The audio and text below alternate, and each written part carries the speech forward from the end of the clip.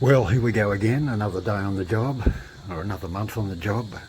I'd just like to confirm this work I've done here has completely eradicated a nest of subterranean termites. Subterranean termites are hard to get rid of because they can actually eat through epoxy. They're savage little beasts.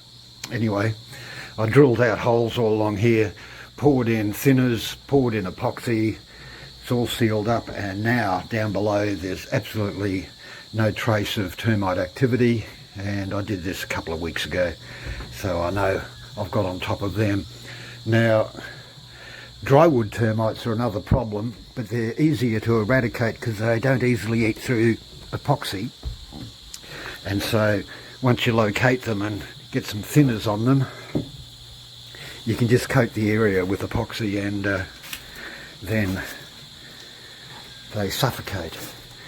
They're quite easy to get rid of. The subterranean ones are more difficult. Now, down here in the engine bay, we had a little group of subterranean termites living in a cavity down there. Now I've poured in lots of thinners. Now I'm filling it up with epoxy. I think they'll be gone before too long. Up here in the forward part of the starboard armour, it's obviously a humongous mess. Lots of little jobs, which turns into a humongous job.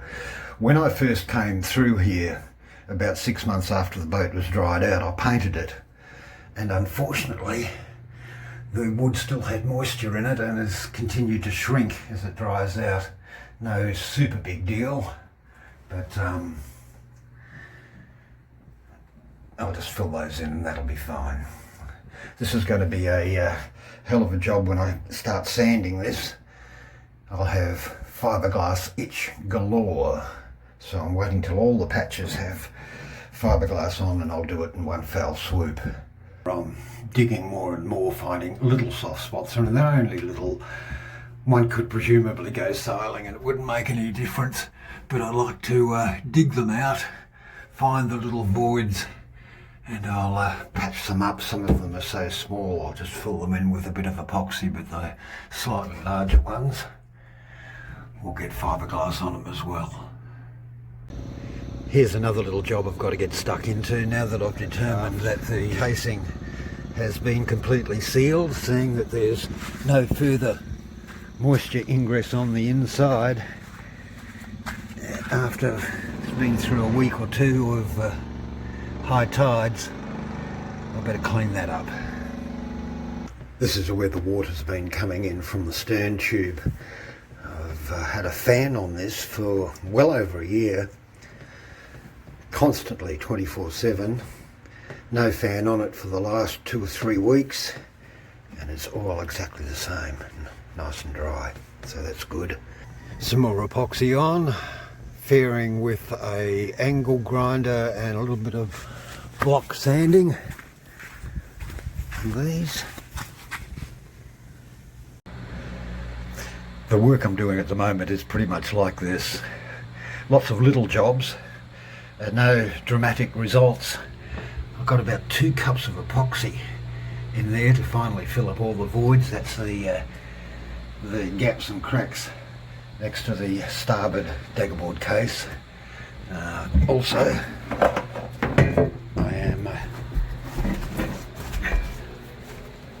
I am cleaning out this area down in here before I put that frame in. There, that should hold.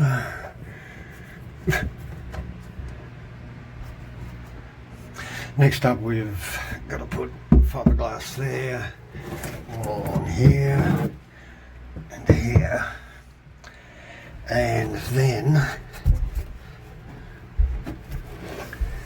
this area here, which has been nice and dry for a long time. I'll get a bit of wood in there and some epoxy. That'll be great. Oh yeah, more fiberglass. Extend it along here. Once that's in, then I can rebuild this frame here. Fiberglass is roughly cut to shape, going on something like this one up here like that, and this one is a real long one going all the way down to there. It's nice stuff, this actually. It's good and solid, and it behaves itself because it's all sewn together. These are all freebies actually from previous boat renovators that had no further use for this stuff, so I'm doing well here.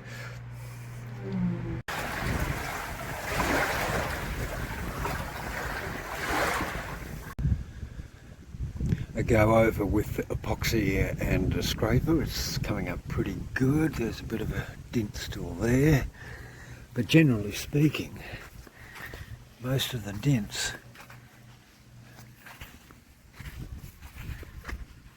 have been wiped out with one go. If you like repairing boats, this is not a bad place to be. Now here we have a Herreshoff, I believe. It's been around the world 3 times, and you could probably pick this up for virtually nothing. Look, you even get a free garden with it. Also, well, something completely different. This one here, it's an old Oriental junk design, certainly very unique, and you could probably get this for virtually nothing as well. And right alongside these two, there's this one here, Ricky Maru. It looks like about a 27-foot fibreglass boat. It's also been virtually abandoned. It's been sunk and water drips out of it when the tide goes down. But I'm sure you'd be able to get this one pretty cheap as well. Oh, and there's this one over here as well, this steel monstrosity. You could probably pick this up for the price of the steel. It's an absolute mess. I've been using little scraps of fiberglass to do some stiffening, which hasn't really totally done it. There's still a little bit of give in spots. And yeah, around here, bit of give here. Mind you, there's a missing stringer under there. So anyway, I've gone and bought 5 metres of this stuff, which is 600 grams, about 20 ounces, and that should see me through and have some left over. But I'm not going to get as much done in this month as in previous months because I'm taking 7 or 8, 9 days off as I'm flying overseas. Anyway, here I am on the return bit after a long time without any sleep. Actually, I'm quite crazy. I'm wandering around as drunk as a monkey with about 10 hours to kill before the next flight, so I'm buying little snacks of this and that, and buying little cans of Red Horse beer. Like I'm a total idiot, but well, actually it's good fun. Now at the very end of this load up here, I've found some seats that are quite soft. I can lay down and actually sleep. So the longer I spend my time in Manila's airport, one of the worst in the world, I'm actually finding there's ways around it. You've got to get down to the departure lounge and find seats that you can lay down on that have some cushioning, which is quite fine. But I've got to go to sleep, and so I'm buying Red Horse beer, guzzling that down, buying snacks, and actually I'm having a good time. Obviously I've had a few red beers already. Some of the goodies that I've bought include these eye plates, good and solid. That's a decent sized shackle. Also these I really like. I've I've now got 5 of them, and the reason I'll go for this particular type, apart from the fact they'll last about 10 years, is the super low current draw, 0.08 of an amp.